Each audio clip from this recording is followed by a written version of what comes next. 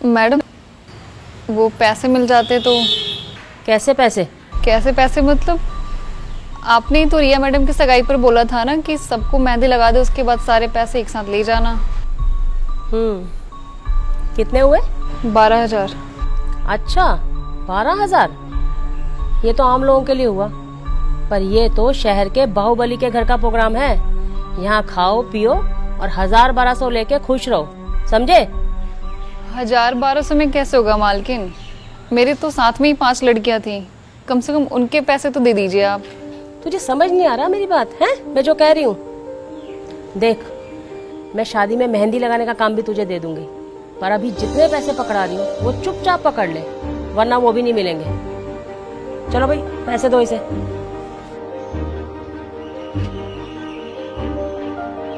और चुप करके निकल ले अब यहाँ से।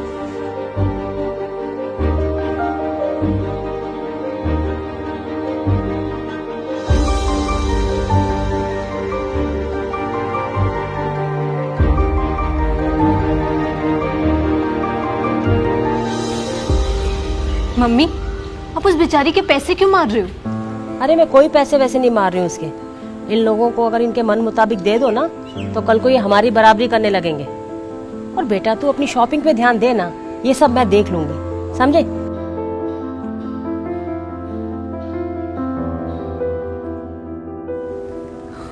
देखिए आंटी जी, मैंने अपने छोटे भाई की शादी के लिए कोई कसर नहीं छोड़ी है, तो आई होप आप भी कोई कसर ना छोड़ें उसकी शादी के लिए। बेटा हमारी तरफ से भी कोई कम। अरे तू यहाँ कैसे? मालकिन वो मेहंदी के पैसे। अरे मैंने तो कब से निकाल के रखे थे, यही लेने नहीं आई। चला देती हूँ, आजा आजा आजा। तुझे समझाया था ना मैंने, बात दिमाग में नहीं पड़ती तेरे? मालकिन मैं क्या करती, मेरे साथ जो मेहंदी लगाने वाली लड़कियां थी वो रोज सुबह मेरे घर पैसे मांगने के लिए पहुंच जाती हैं। मैं उन्हें पैसे कहाँ से देती, इसलिए मुझे यहाँ आना पड़ा। तू आ शाम को, आज करती हूँ तेरा हिसाब में, पर अभी चुपचाप चली जाए यहाँ से, दबा यहाँ से।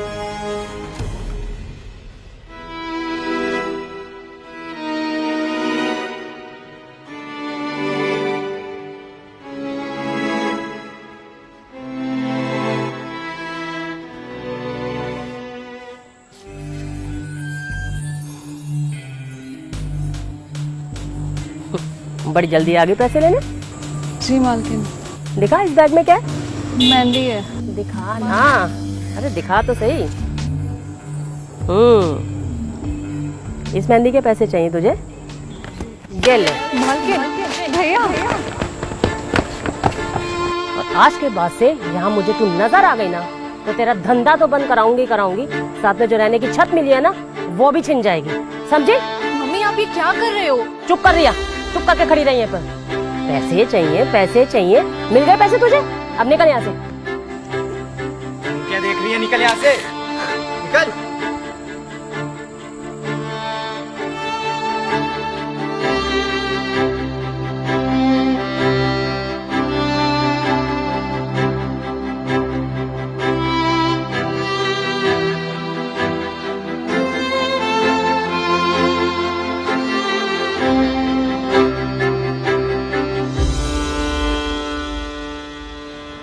ये वाला एरिया मुझे पूरी तरह से डेकोरेटेड चाहिए, और ये लॉन ये आप अच्छे से फूलों से डेकोरेट करना। जी ठीक है। एक मिनट। हाँ जी। हेलो। बहुत अच्छा बेवकूफ़ बनाया है आंटी जी आपने हमारा। मैं कुछ समझी नहीं। देखिए आंटी जी, ज़्यादा भूली मत बनिए, समझी? हमें पता लग गया आपकी बेटी को कितनी खतरनाक बीमारी हुई है। वो तो अच्छा हुआ हमें पहले पता लग गया, नहीं तो हमारे घर में आके हमें भी बीमार कर देती। आप ये कैसी बात कर रहे हैं? मुझे कुछ समझ नहीं आ रहा। समझ में नहीं आ रहा ना? आप जाके सिटी हॉस्पिटल में चेक करिए। और हाँ, हम रिश्ता तोड़ रहे हैं। जी मेरी बात तो सुनिए। हेलो हेलो,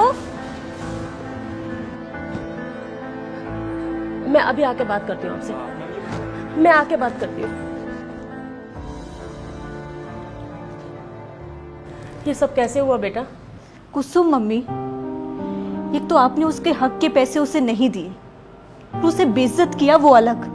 तो कुछ भी बकवास किए जा रही है, मैं ये सब नहीं मानती। ये बकवास नहीं है। कुसुम के बदले ही आपने ये मेहंदी का इंतजाम किया था ना। अपनी गलती मान लेने से कोई छोटा नहीं हो जाता है।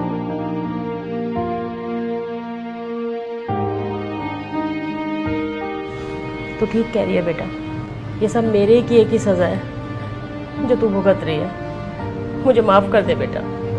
आप माफी मुझसे क्यों मांग रही हैं? आपको तो उससे माफी मांगनी चाहिए जिसके साथ आपने गलत किया है। तू ठीक कह रही है बेटा, अब जो हुआ सो हुआ, लेकिन जो मेरे हाथ में अब भी है उसे मैं जरूर ठीक करूंगी। जी मम्मी।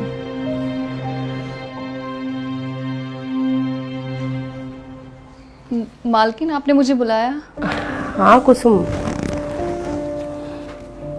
बेटा, ये तुम्हारे 12,000 रुपए देने थे ना मैंने, ये ले लो। मालकिन, आपका बहुत बहुत शुक्रिया।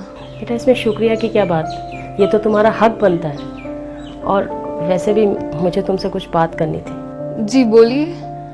कुसुम, मैंने जो कुछ तुम्हारे साथ किया उसके लिए मैं बहुत शर्मिंदा हूँ बेटा, मुझे माफ़ कर देना। कोई बात नहीं मालकिन, अगर आपको लगता है कि आपने गलती की और उसका एहसास है आपको, तो मेरे लिए एहसास ही काफ़ी है। मम्मी चाय बन गई है, भिजवाऊं? दीदी, आपके हाथ में क्या हुआ? वो कुसुम, तुम्हारे बाद जो मेहंदी वाली बुलवाई थी ना, उसकी मेहंदी से इसके दोनों हाथों को एलर्जी हो गई। आपने मुझे पहले क्यों नहीं बताया? मेरे पास एक दवाई है, आप उसे लगाओगे तो 4-5 दिन में सही हो जाएगा ये। क्या तुम सच बोल रहे हो? जी मालकिन। तुम्हारा बहुत बहुत शुक्रिया कुसुम, बहुत बहुत शुक्रिया बेटा। कोई बात नहीं मालकिन। दीदी, मैं शाम को दवाई लेकर आती हूँ। ठीक है। ठीक है मालकिन, मैं चलती हूँ।